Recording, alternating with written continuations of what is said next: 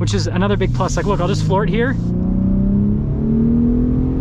Hey everyone, it's Ben Hardy here, and in today's video, I'm going to be going over a 2023 Ford F-150 Raptor. Ford's actually made some changes for the 2023 model year that I think really benefit the truck.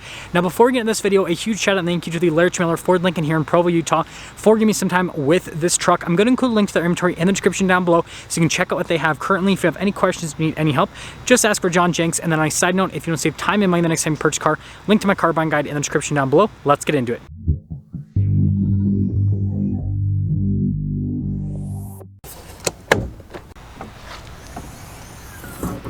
So under the hood, we have a twin-turbo 3.5-liter V6 that goes through a 10-speed automatic transmission.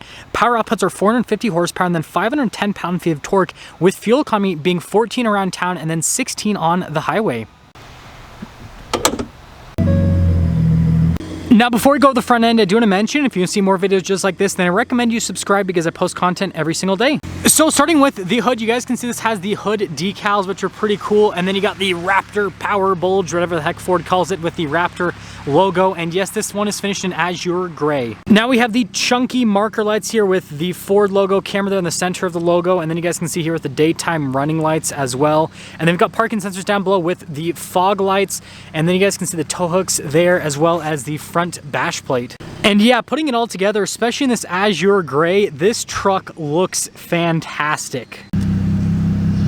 Now this one has the 37 performance package, so it has 37-inch tall tires wrapped around 17-inch wheels in the front and in the rear, and the wheels are beadlock capable. And notice how these wheels are darker compared to the original 37 wheels. They're blacked out just like the Raptor are beadlocks. Now you can see we still have really chunky fender flares here, and then look at the venting on the side, and then the mirrors are body painted, so are the door handles, and then of course we have the Raptor off-road side step. Now we do have the new version of Live Valve here with the Gen 3 Raptor, and if you've been living under a rock, well, the new Gen 3 no longer has leaf springs. It has multi-link in the rear end, which completely transforms the truck both on-road and off-road. This truck also has the cool 37 decal here on the side. And then taking a look at the full side profile of the truck, it looks so cool, but because the wheels are the same as the Raptor R, this is going to confuse people even more whether a Raptor is a regular Raptor or a Raptor R. So here's a key fob for the Raptor. You guys can see we've got the unlock function, the lock function, remote start, and the drop down for the tailgate. So bada bing, bada boom. Fancy. Now we have a payload capacity of 1,324 pounds with this package. You guys can see the whole measuring chart system here on the back. We've got LED lights. You can see the outlet as well, which is really cool. This particular one doesn't have a bed liner, but you know, it's an easy option to add. Now this has Ford's tailgate step system, and boom, also automatically raises up. Now we have the cool Raptor LED taillights here, and again, another marker light there on the back end. And then you can see the giant Ford decal here with a little 37 logo just down below. We do have recovery hooks here on the back end, and then we've got the trombone exhaust as well, parking sensors on top of that. And putting it all together, you know, if I'm being honest, I think that this has to be one of the best looking specs on a Gen 3 Raptor. I mean, it's just cool.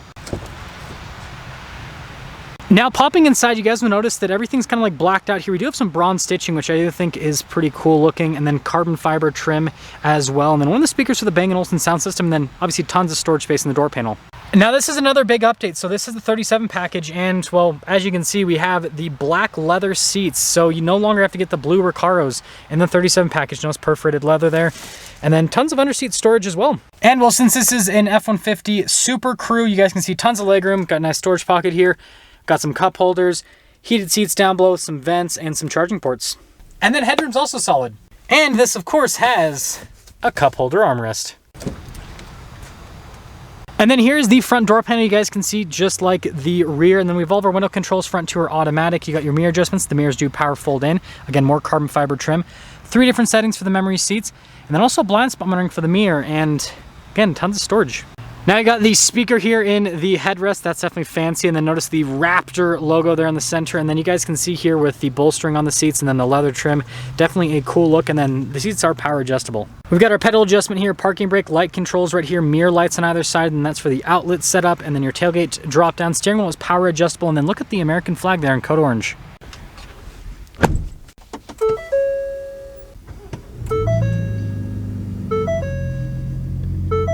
So we have the cool Raptor steering wheel, so really chunky, right? You got the code orange marker there at the top, Raptor logo here down below.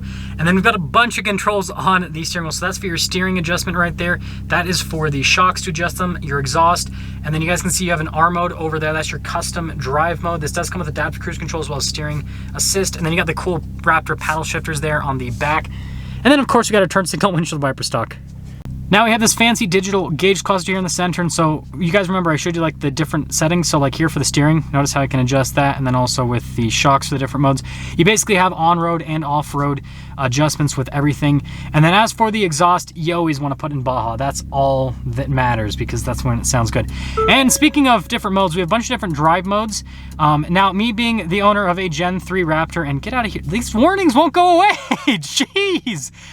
You guys can see there's tons of different modes. Now the main ones that I drive in is normal a lot of the time, sport when I'm trying to have fun. And then when it comes to off-roading, I found that rock crawl is cool, but Baja, you can pretty much just do everything in Baja, to be honest. I know that they have more off-road modes, but like, that's all that matters.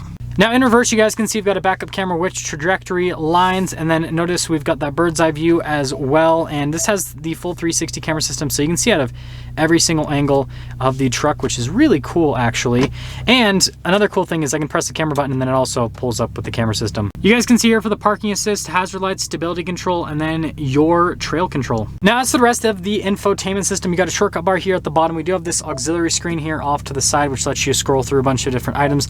Now go to the features tab, and this is where things get pretty cool. We now have trail turn assist on the Raptor, which basically will break one of the wheels on the inside, so then you can have better turning radius just like the Bronco. My Raptor doesn't have that. This has the Pro Trailer Assist, and then you guys can see trailer brake controls down below, and then we have our drive line select. So we have 2-wheel high, 4-wheel high, 4-wheel auto, and then 4-wheel low, and then a locker for the rear, and then you twist that for the drive mode select. So you guys can see we've got analog controls here for the radio and for the climate system. We do have heated and cooled seats, which is pretty neat if you ask me. And then down below that, you guys can see really slowly, we got more cool carbon fiber trim, wireless phone charging pad, oops, and some USBs. We do have the cool fold down shifter, and then you guys can see we've got the manual shift function there. Again, you got the paddles for that.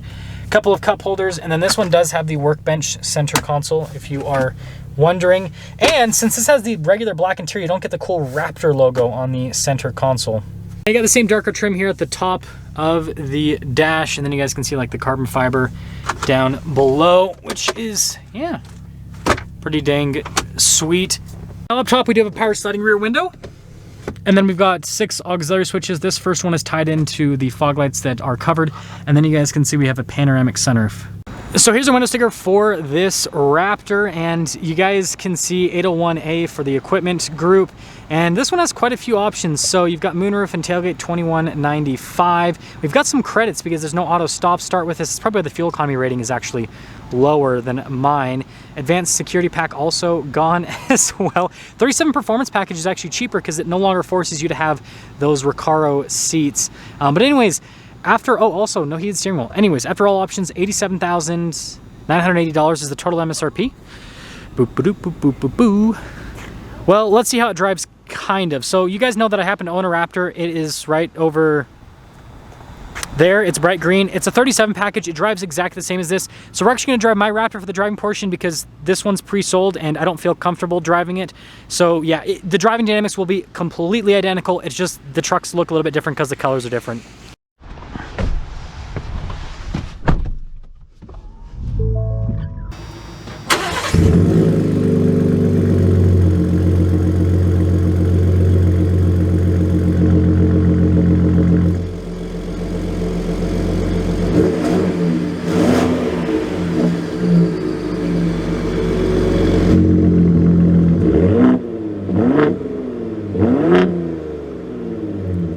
Okay, let's talk about visibility here. So you guys can see visibility over the hood. Both the mirrors just do blind spot monitoring.